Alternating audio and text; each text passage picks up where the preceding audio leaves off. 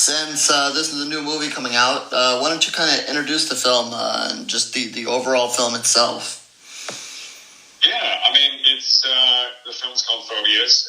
It's an anthology film of 5 different shorts that all surround individual directors' phobias of choice. I cannot speak to if they are those particular directors' individual phobias, but I do know that it were the topics of their choosing and fascination for me particularly. I don't necessarily.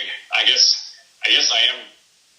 My phobia was robophobia, which would be, I guess, definitively a fear of robotics and particularly artificial intelligence. I have a love for technology, and also, I guess, a just as equal fear of technology. So I found it quite ironic that for someone who's so influenced by and entrenched in technology as part of my life, it became my topic of choice. Well, I can certainly see that. I mean, technology is so big now, and every time we kind of see it grow, I kind of think back to Terminator and how future events didn't turn out so well. Right. Yeah. It's very prescient for sure. Yeah. So how did you get involved with the overall project?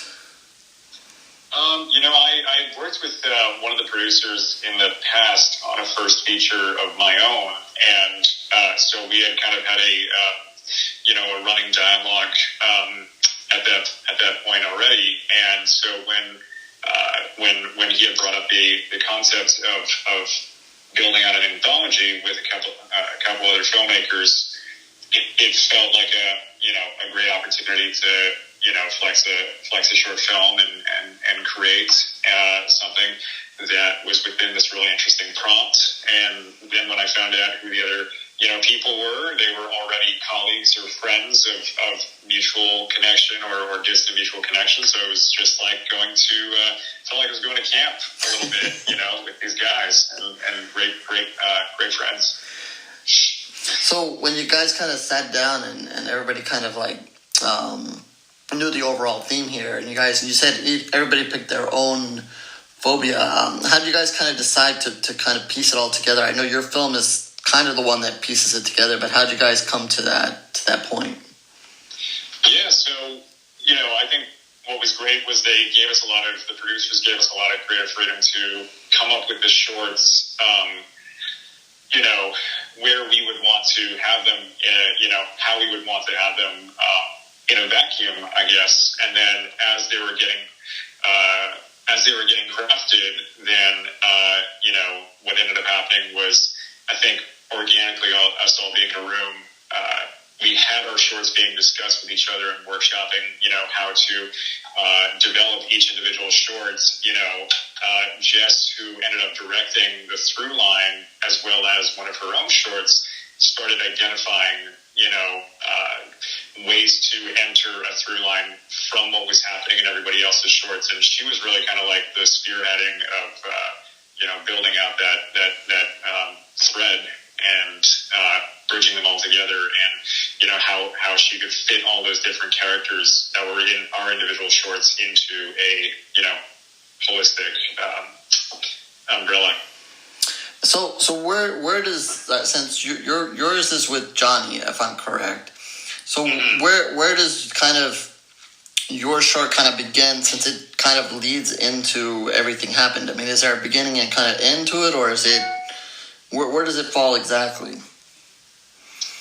In terms of like a timeline in the story timeline? Yeah, because I mean, like with some of the, let's say the other phobias, you clearly get to see them because they're of the women that we meet later on. But yours is with Johnny, and you kind of see him at the beginning, but then he gets taken to he gets kind of captured or whatever you want to call it there. And then it kind of branches off into the other storyline, so then kind of comes back to his storyline at the end.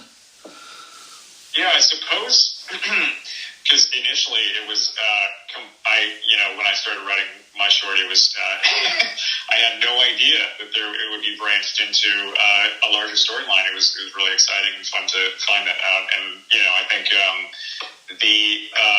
I think in the timeline, his story starts most adjacent to real time. I think likely right before the most current events. So it's, I guess, a right before present, kind of a prologue almost to where the through line ends up going. So I think, whereas the other shorts end up being more flashback centric, I guess Johnny's short would be considered a bit of a prologue just before present time piece. Okay, so when they're kind of in that captured area, that's kind of the present. His thing is before, and then everybody else was kind of the flashback. Okay. Okay. No, it was kind of, that was one thing I was kind of questioning when I'm like, okay, I'm going to talk about this, but yours kind of spans out a little bit. So I was like, where's the dividing lines there? Right. Totally. So, like I said, you worked a lot with the character Johnny, and that was played by Leonardo. What was it like working with him? Well, I mean, he's a gentleman from the start. We met a little bit before, working on this project through some mutual friends, and we, had been talking about working on something together. This short kind of just became, that opportunity. I was, starting to develop the short at the same time. Then I was like, wait a second, could we try this out together? As a 5-10 minute, piece, and it just felt like a great opportunity to collaborate. And so aware of what his tools already as an actor were, so he was very comfortable in his own skin. And then on top of that, I think because of that, he was also just extremely collaborative, because he was so comfortable with how to play and how to exist in his role, and how to kind of expand ideas and workshop them with me. So it was really kind of it was a fun partnership. Yeah. He definitely has a tough role in it, because not only does he have the phobia, but he also has a little bit of I guess maybe racism thrown at him early on in the film that kind of sets it up. So he's got a lot going on. Totally. Yeah, there was. I think there was intent on trying to find as much conflict, both external and internal, to set against him, to kind of put him on his journey for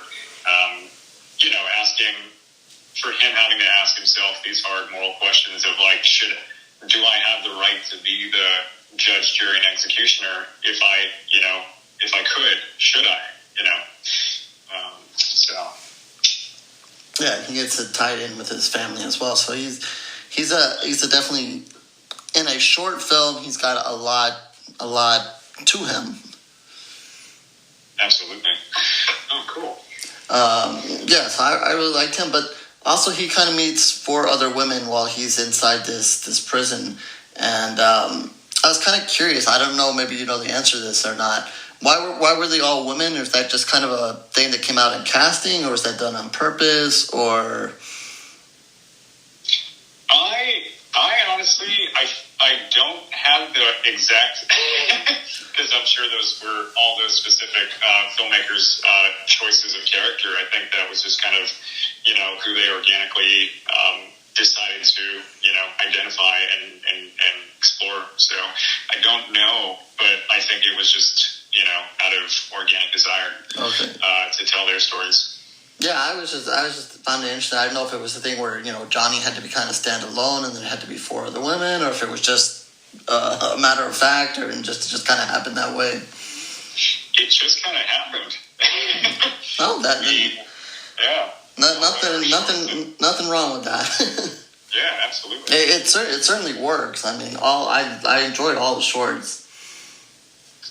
Totally, yeah. No, it's funny. I didn't think about that, but they, because each short was kind of built from the ground up at the same time. So yeah, it's interesting. And what would you say your biggest challenge with your short was?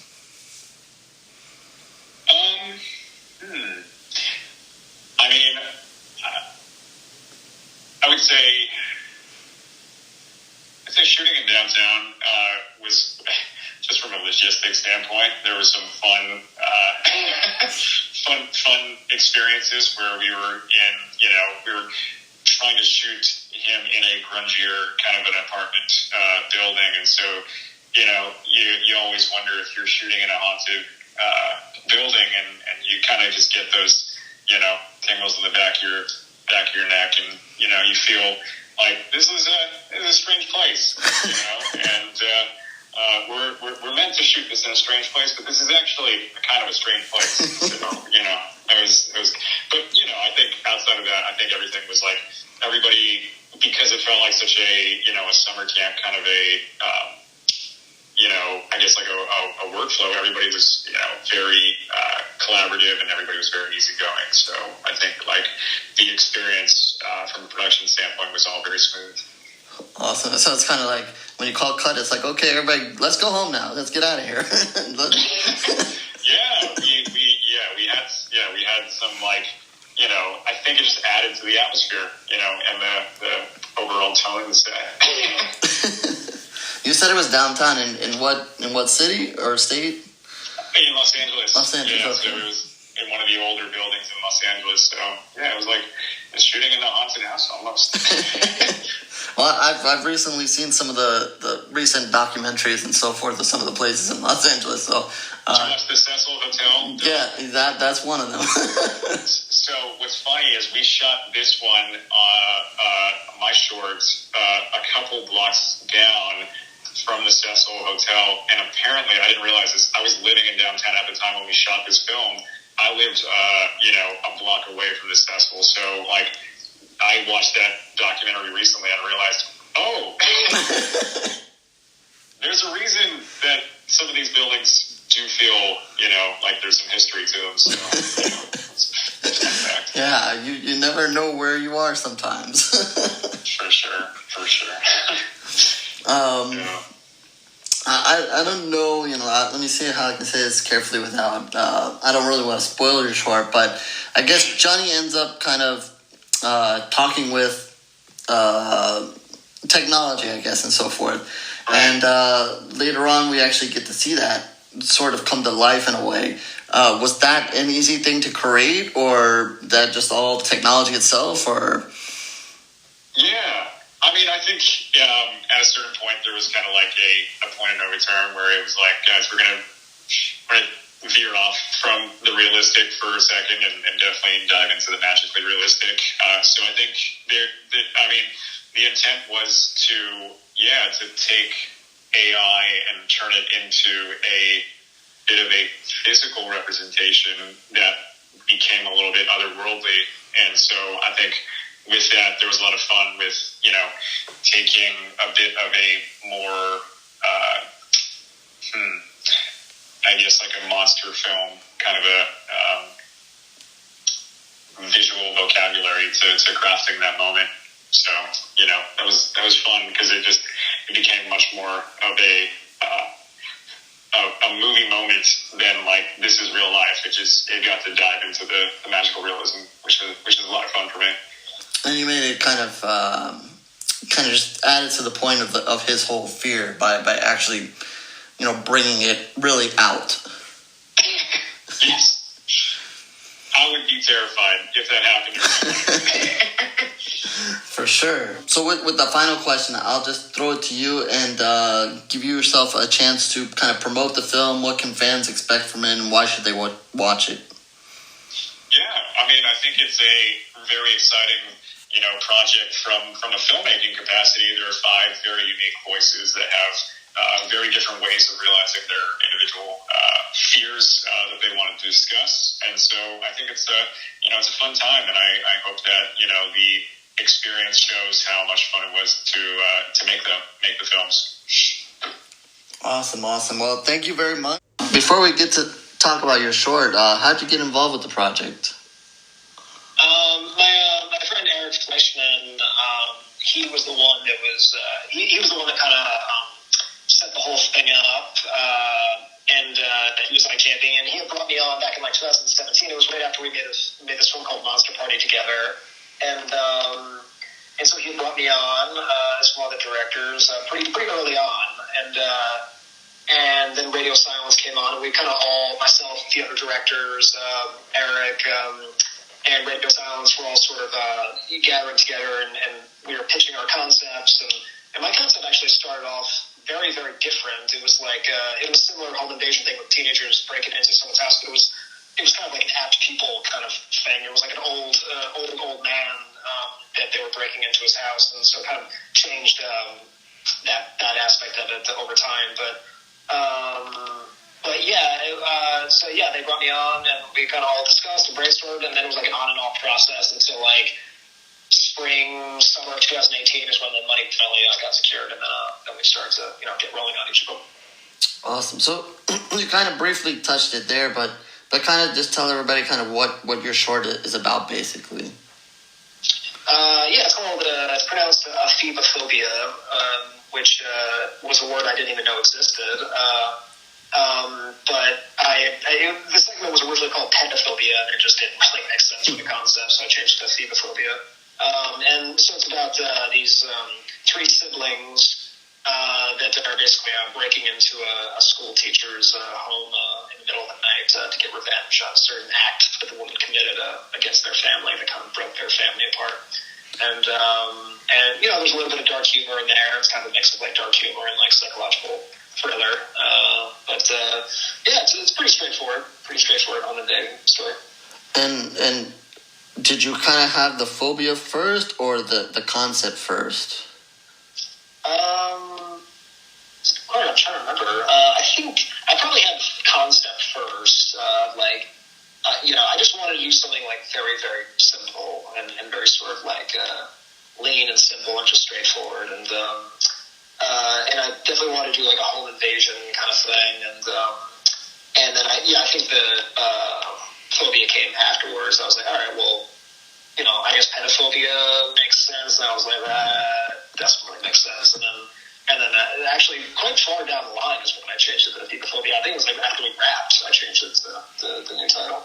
Because when I was looking at it, and I was looking at all the phobias, and then I read that one, I'm like, well, how do you do that one? And then I kind of looked back at the film, and I'm like, oh, okay, it makes sense. And because at first I was like, well, that might be a little hard, but I guess you kind of made it work.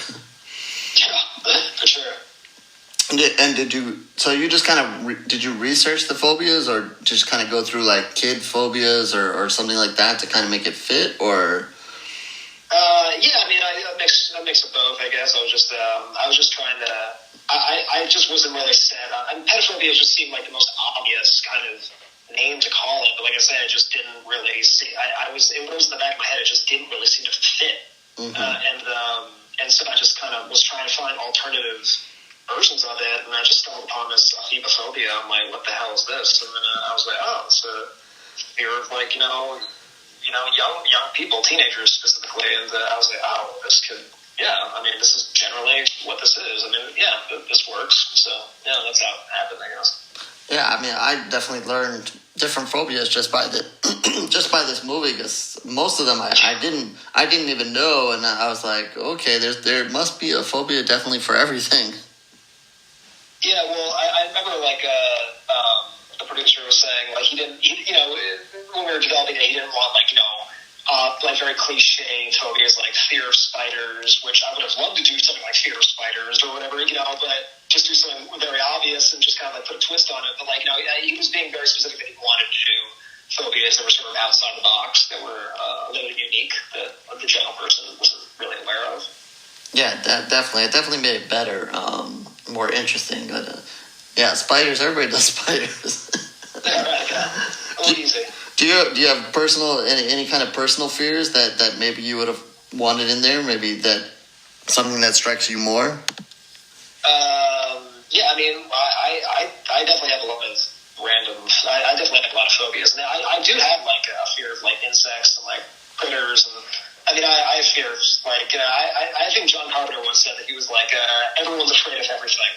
And, I feel like that's, like, accurate, and, but yeah, I'm definitely, I got, like, a fear of heights. I got a fear of, insects, spiders. I see, like, a stink bug on the floor, and, like, I like, jump for a second. It's just, little critters, little, like, rats, like, anything that, like, crawls around. Those are probably, like, my biggest, that's my biggest phobia. If it starts moving, get away from it. Exactly, yeah, especially when it moves towards you. For me myself, I'm probably my biggest fear is sharks. Jaws kind of killed it for me.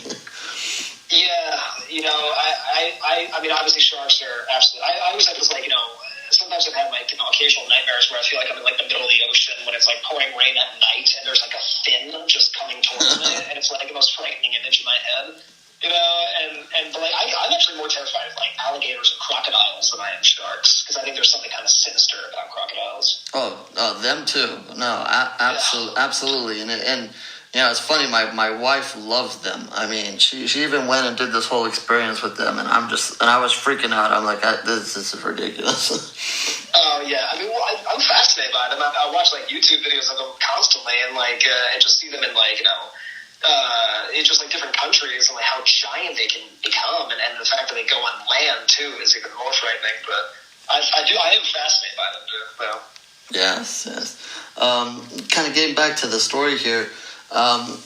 Your story surrounds Emma, and then kind of she's the main woman here gets terrorized here. What was it like, kind of putting her with the three other youngsters in the movie and kind of casting them and getting them going? Yeah, I mean, Lauren Rogen played Emma, and she was because she comes from like a comedy background, and but she has a face for dramatic work. She just hadn't really jumped into something like this yet, and so she was really gung ho for it. I met with her, and the meeting went very well, and she was very, like, committed. So she was lovely to work with, had great ideas, was very open. And then the kids, it's funny, like, because it was originally supposed to be, like, two siblings, and then the girl's boyfriend. And I thought the three actors that ended up getting cast were, like, the best actors, but they all kind of looked alike. They all kind of, looked like they could be siblings. And then it just made sense. I was like, well, just make them siblings, and then they get revenge for, like, her having, sleeping with their father and breaking up their family. And, like, I was like, well, that's. I mean, yeah, that sort of, it was like the pieces was kind of aligned together, and they all worked really well together. They were all committed, and were very open, and wanted to do, the best job that they could. Yeah, well, Lauren did. I mean, she did a fantastic job of just, kind of being scared and creeped out, and then kind of going absolutely crazy at the end. Yeah, she's really. She's a very smart actress, and she also is a director in her own right. She made a film called Meg Father, which is on Netflix, and it's a really good, like, dramatic comedy. And so she's she's just she has a lot of respect for behind the scenes, and she's just a very very good person. And I also thought the young girl in the movie, she was really creepy. I mean, she's. She had her moments there kind of to the side, and especially there at the end with some of the looks that she got. What do you think of getting those creepy shots of her? Yeah, well, she has a great face. I mean, she's, that's Mackenzie Brooks Smith. I mean, she's a child actress, and she just, so she's been around the block for a while. I mean, the other two actors have been around the block as well for a long time, but she just has a great presence, and she has a great sort of, like, kind of tomboy edge to her, and she's very easy to photograph. She just kind of fills the frame. And as far as, I'm trying not to give away too much here, but as far as the extent of, I guess, horror in this short here, did you kind of feel like you got everything you wanted out, or maybe because it was kids, you didn't want to go too far, or how'd you kind of feel about that? Yeah, I mean, like, an early script, the early script was, like, very full on, and had a youngster get like shot right in the head by a police officer. I mean, like, it just kind of, like, it went a little too far. That I didn't really think it needed to go to that extent for this particular piece, but yeah, no, I mean, I knew I didn't want to make, I knew I didn't want to make like a splatter movie. I didn't want to make something that was like overtly violent. Something that was more kind of tonal driven, and more like kind of, I guess, psychological driven, you know. And was there any particular big challenge, something that you would say was your biggest challenge on kind of putting all this together? Yeah, I mean, I think, I think just like any sort of process, I'd say just getting everything done in time, and because it was like a 3-night shoot, and just trying to get and it was like, overnight, so it was like just trying to get everything done. And I think getting the house location was, because there was a house location that we were thinking about using that was perfect. There was I think it was Pomona, which a lot of the film was actually shot in Pomona, but this wasn't. This was shot in like West Adams, Los Angeles area. So getting the house, went through a lot of different houses to try to find the right fit that would make sense for a school teacher, but also had a good look to it, a kind of suburban neighborhood, and also, but I think I did a lot of like, rewriting on the scripts, like leading up to it. I just knew what I was getting myself into, so I rewrote it based on the schedule and made sure that, the right kind of as much care could go into the storytelling and the stunts as possible. So it did. I will say the shoot was definitely one of the smoother shoots that I've done for this album. Oh, that's good. How do you overall feel that at the end of the day, your film kind of fit in with the other ones? Well, I guess technically, mine's I guess the only one that's not like supernatural or doesn't go into those kind of outer dimensions. Well, I guess the fear of weapons segment is pretty real, grounded in reality as well. So I guess maybe one of two. Yeah, I'd say this one's also super contained too. It's just one location, whereas the other ones are kind of sprawling in a couple different places. It's more, I guess, more confined maybe, but I think what I was I was happy with the tonal cohesion, which is a kind of a conversation that we were all having before shooting started to make sure that the tone lined up. So that I was happy with that. That all the segments kind of felt like they were coming out of the same movie. Awesome. And the final one here is kind of a chance for you to kind of promote the overall movie itself. Tell fans, what they can expect and why they should watch the film. Yeah, I think just it's a roller coaster kind of movie. I mean, each segment is very different, but also it kind of stands on its own, but also fits in line with the whole experience. Just have fun and hopefully everybody will be educated on specific phobias that they were not aware of before. So hopefully there's some sort of educational lesson they'll get out of it as well, but also be kind of disturbed by it. Definitely got my education worth. And just to let you know, I enjoyed the overall film and all the shorts, including yours. So it was a great job by everybody. Yeah, that's awesome, man. I appreciate it.